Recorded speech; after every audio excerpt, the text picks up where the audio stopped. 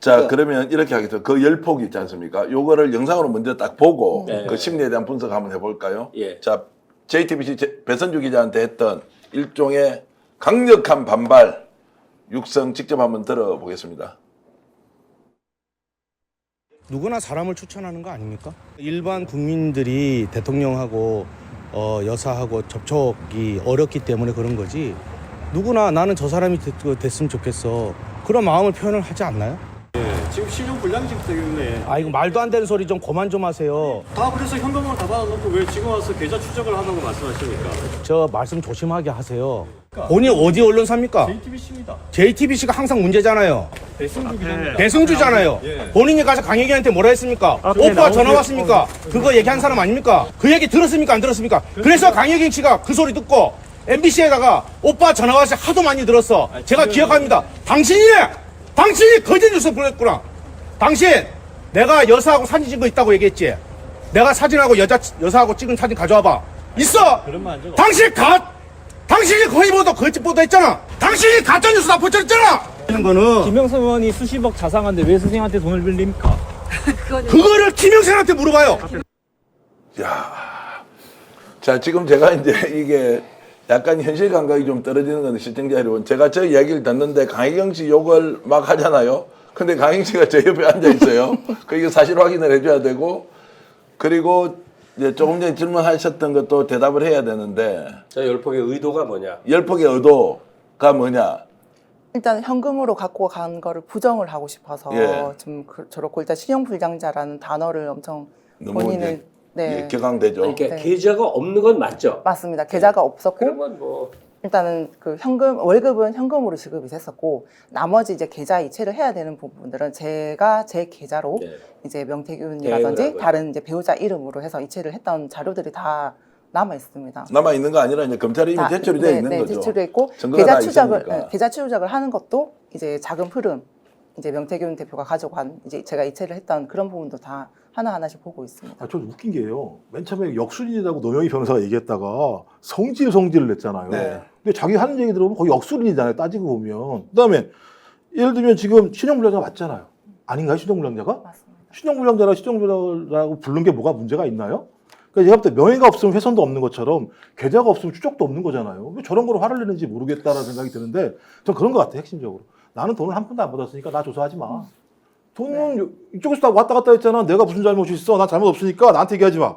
이런 식이거든요. 그러니까 제가 볼 때 매우 나쁜 사람이 돼버린 거예요. 아, 옛날에 안 그랬습니까? 지금 갑자기 변한 겁니까? 아니 옛날에 믿고 신뢰했겠죠. 그렇죠. 옛날에는 그러니까요. 정말 저 믿고 신뢰를 했었고, 예. 지시하는 거에 군말 안 하고 다 따랐었고.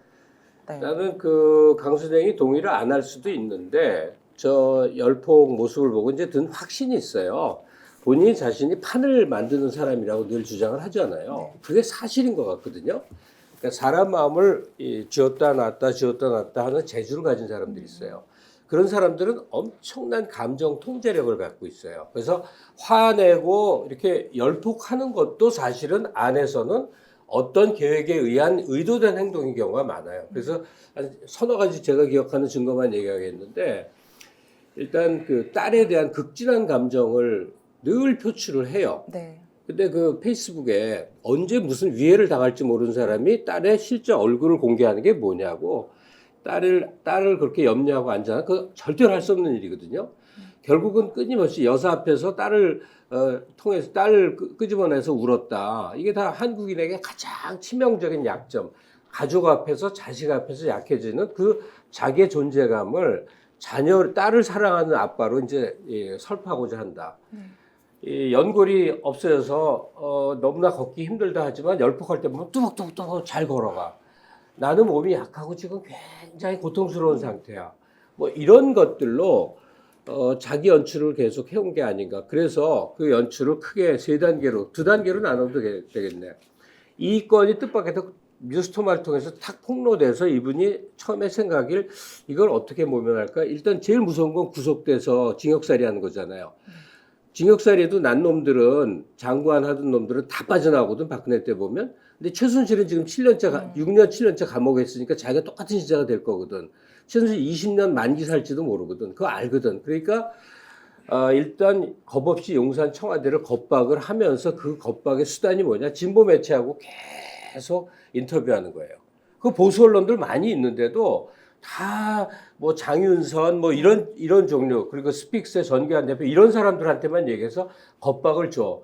충분한 겁박이 돼서 대통령이 지난주에 있었던 그 국민과의 그 대담 앞에서도 차마 명태균이를 함부로 말 못하는 수준까지 만들어 놓고 그다음에는 꼬리 팍 내리고 자 우리 타협합시다 해서 여기까지 상황을 만들어 왔다는 생각이 들어요. 그 자기 그림을 그려놓고 그 상황 속에서 계속 자기를 투입해서 상황을 만드는 일종의 고도의 연기자 같은 모습 아닌가 그런 생각을 했다는 의견을 좀 말씀드리는데 어떠시냐고요. 저는 그 위에 용산하고 뭐 약속이 있었다까지는 솔직히 이게 아니라고 보거든요. 네, 그 네네. 암묵적 네. 말로 약간 하지 그러니까 않고 서로 보여주는, 알아듣는 네. 거죠. 아. 네. 보스가 자기 그 하수인 시켜서 누구 죽여라 할 때 네네. 너 가서 걔를 죽여 이렇게 안 하거든요. 걔 좀 거슬리대 이렇게 하면 알아서 행동하는 거거든요. 서로 알고서 하는 그런 모습인 거죠. 아까 그 발언에서 나온 건 이제 확인 하나 하겠습니다. 이게 이제 오빠한테 전화 왔어요라는 이 말이 있지 않습니까? 많이 알려져 있고 지금 박지윤님께서도 이런 걸 주셨습니다. 확인은 되지 않습니다. 본인의 표현 그대로 읽어드리겠습니다. 오빠 전화 왔어요는 창원시청 직원들도 다 말했는데 무슨 명태 네가 다 떠들었잖아. 창원시청 공무원들 앞에 이런 이야기 했다는 거예요. 그런데 네. 이제 오빠 전화 왔어요 그거 하는 거 배선주 기자 너가 책임져라고 하는 저 실체적 진실 한 번 더 말씀해 주시죠. 그 배승주 JTBC 기자님하고 저희가 이제 인터뷰를 했을 때 제가 기자님한테 다 분명히 말씀드렸었어요. 그 김건희 여사의 육성으로 제가 정확하게 들었던 이 워딩이 오빠 전화 왔죠? 잘 될 거예요.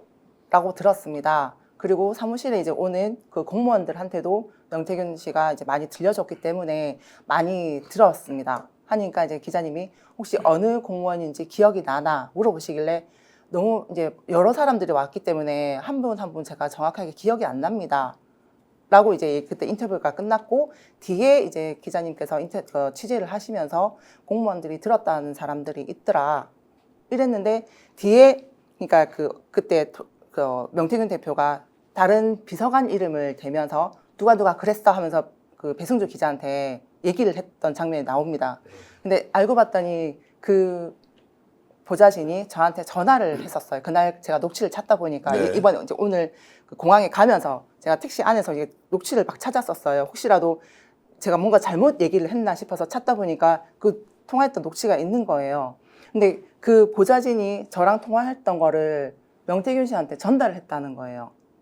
그래서 명태균 씨는 아마 본인한테 편하게끔 편집을 해서 갖고 있고 그걸 가지고 배승주 기자한테 강혜경한테 각인을 시켜가지고 강혜경이가 MBC 가서 MBC 기자한테 너무 많이 들어가지고 기억을 한다 하더라. 이게 정말 잘못된 겁니다.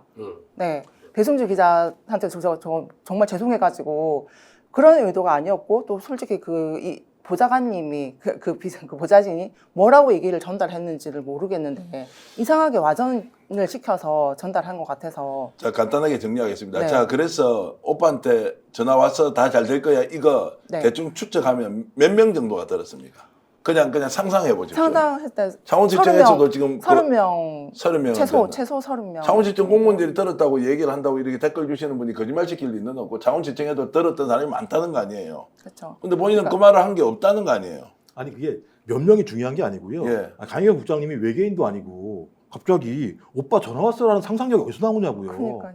그러니까 대통령 부부가 통화가 왔는데 오빠 전화 왔죠라고 하는 상상력을 어떻게 발휘할 수 있으며 강희경 국장님만 얘기하는 게 아니라 들은 사람 다른 몇 분이 사람들도 그쵸. 들었다고 얘기를 하고 있고 또 오늘 JTBC 보도에 의하면 본인이 검찰 안에 가서는 김건희 씨는 아닙니다만 대통령하고 통화한 녹취가 있다고 그러는데 대통령과 통화한 녹취가 있는데 김건희 씨랑 통화한 내용이 없다라고 얘기하는 것도 이해가 안 되는 거잖아요. 그러니까 제가 볼 때 이 논쟁은 의미가 없다. 그리고 5월 2일 날 2022년 5월 2일 날 네네. 김건희 씨가 준 선물이라고 얘기했잖아요. 맞습니다. 그다음에 네. 5월 9일 날 대통령이 그거 참 당에서 말이 많네. 내가 김현우 주라고 얘기했는 데가 얘기가 나왔고 그다음에 전화 온 거잖아요. 오빠한테 전화 왔죠. 네. 아니 이게 5월 2일, 5월 9일이 딱 맞는 거니까 이걸 아니라고 얘기하는 것도 제가 희한한 거죠. 저 기괴한 논리인 거죠. 저 논리가. 그리고 아주 공교로운 게요. 우리 과거 대통령 부인 음성 기억합니까? 예컨대 뭐 누구를 권양숙 여사 음성 아세요? 아니요. 기억 안 납니다. 모르는 게 모릅니다. 정상이잖아요. 근데 김건희 씨 음성은 전 국민이 모를 수가 없어. 그 네. 7시간 녹취 때문에 귀에 인이 박여 있단 말이에요. 그러니까 바로 알았죠, 누구 목소리인지.